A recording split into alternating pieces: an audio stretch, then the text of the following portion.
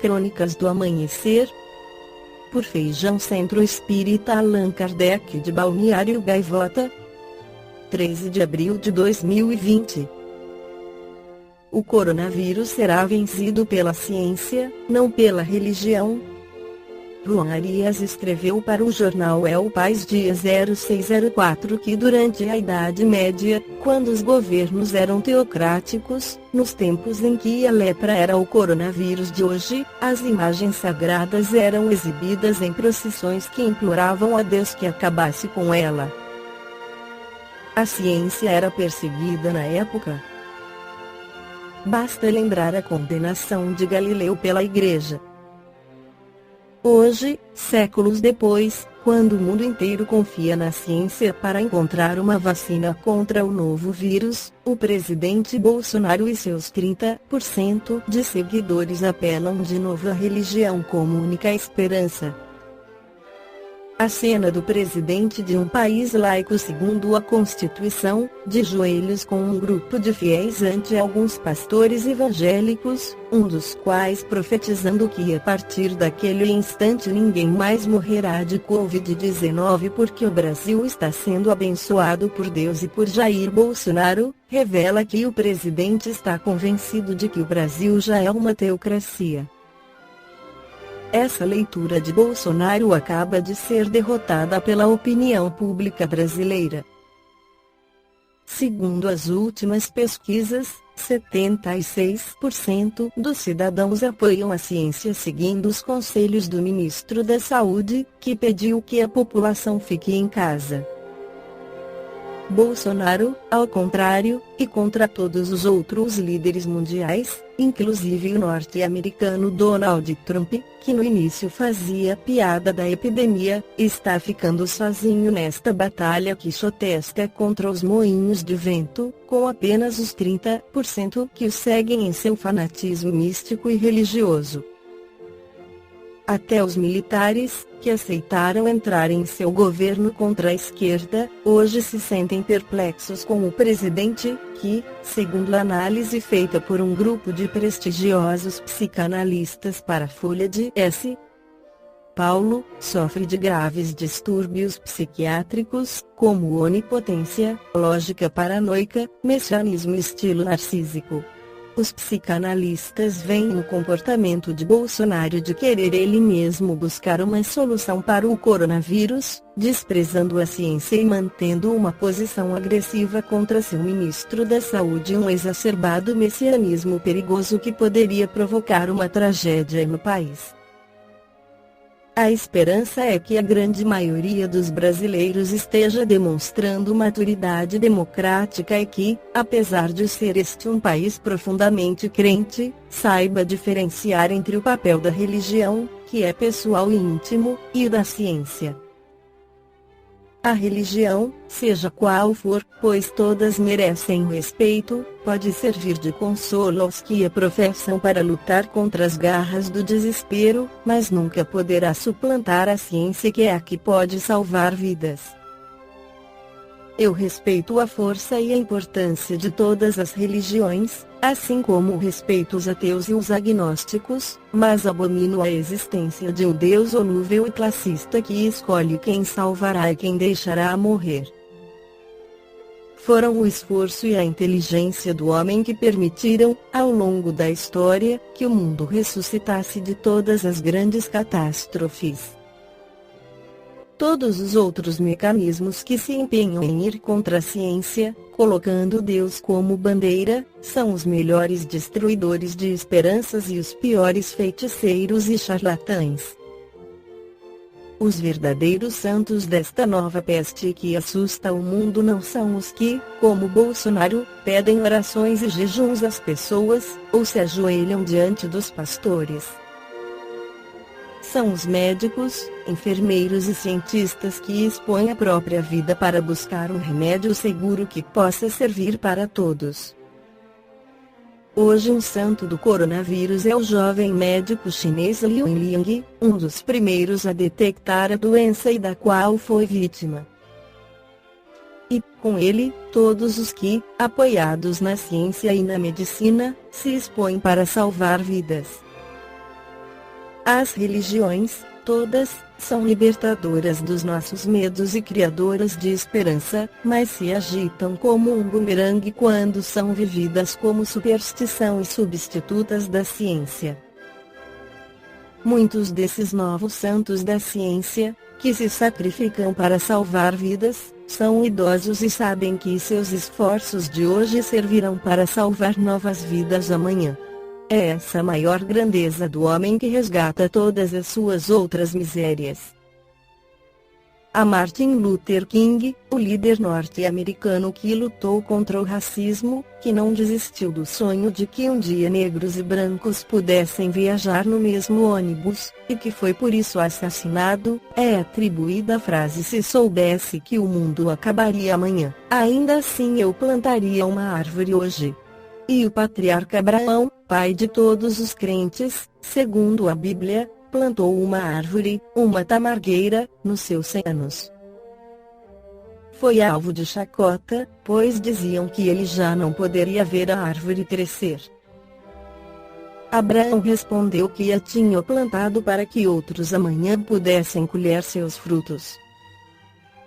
São essas pessoas que fazem com que a esperança continue viva e se multiplique no mundo.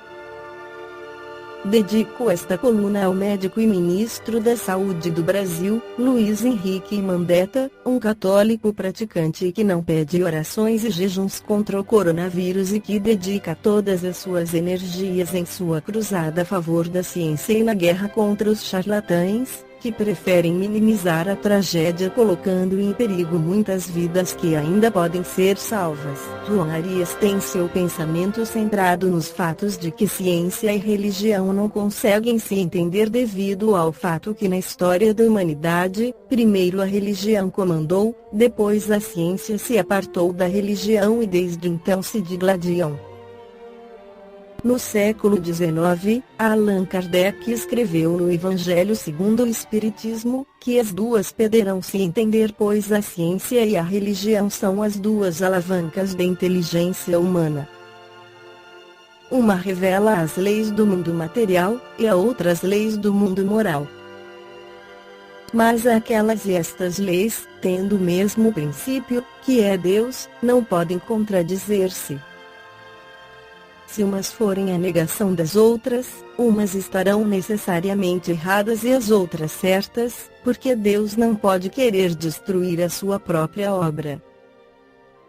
A incompatibilidade, que se acredita existir entre essas duas ordens de ideias, provém de uma falha de observação, e do excesso de exclusivismo de uma e de outra parte. Disso resulta um conflito, que originou a incredulidade e a intolerância. São chegados os tempos em que os ensinamentos do Cristo devem receber o seu complemento, em que o véu lançado intencionalmente sobre algumas partes dos ensinos deve ser levantado, em que a ciência, deixando de ser exclusivamente materialista, deve levar em conta o elemento espiritual, e em que a religião, deixando de desconhecer as leis orgânicas imutáveis, essas duas forças, apoiando-se mutuamente e marchando juntas, sirvam uma de apoio para a outra. Então a religião, não mais desmentida pela ciência, adquira uma potência indestrutível, porque estará de acordo com a razão e não se lhe poderá opor a lógica irresistível dos fatos. A ciência e a religião não puderam entender-se até agora, porque, encarando cada uma as coisas do seu ponto de vista exclusivo, repeliam-se mutuamente. Era necessária alguma coisa para preencher o espaço que as separava, um traço de união que as ligasse. Esse traço está no conhecimento das leis que regem o mundo espiritual e suas relações com o mundo corporal, leis tão imutáveis como as que regulam o movimento dos astros e a existência dos seres. Uma vez constatadas pela experiência essas relações, uma nova luz se fez a fé se dirigiu à razão, esta nada encontrou de lógico na fé, e o materialismo foi vencido. Mas nisto, como em tudo, há os que ficam retardados, até que sejam arrastados pelo movimento geral, que os esmagará, se quiserem resistir em vez de se entregarem. É toda uma revolução moral que se realiza neste momento, sob a ação dos espíritos. Depois de elaborada durante mais de 18 séculos, ela chega ao momento de eclosão, e marcará uma nova era da humanidade. São fáceis de prever as suas consequências. Ela deve produzir inevitáveis modificações nas relações sociais, contra o que ninguém poderá opor-se, porque elas estão nos desígnios de Deus e são o resultado da lei do progresso, que é uma lei de Deus. Logicamente, já no início do século XXI depois do Cristo, ainda existem cientistas materialistas, diríamos até, ortodoxamente materialista. Mas já temos muitos deles espiritualistas, e também espíritas. Hoje, muitos médicos, além do seu arsenal de medicamentos e procedimentos terapêuticos, têm também a prece e a fé como elementos de curas. Muitos médicos têm se dedicado a pesquisar o efeito da oração, e afirmam que as pessoas que frequentam alguma igreja e se dedicam à espiritualidade, têm menos possibilidades de serem internadas e, se forem, ficam menos tempo. Já foram feitas experiências com 2 grupos de pacientes graves, sendo que o grupo N1 recebeu preces diariamente, e o grupo N2, não. Depois do tempo marcado foi constatado que o grupo N1 teve um maior número de pacientes curados e melhorados, e poucos óbitos. O grupo N2 teve menos curas, mais pioras e mais óbitos. Milagre? Não. Definitivamente não. Quando oramos, formamos um campo magnético em torno de nós que nos protege e estimula as defesas do organismo.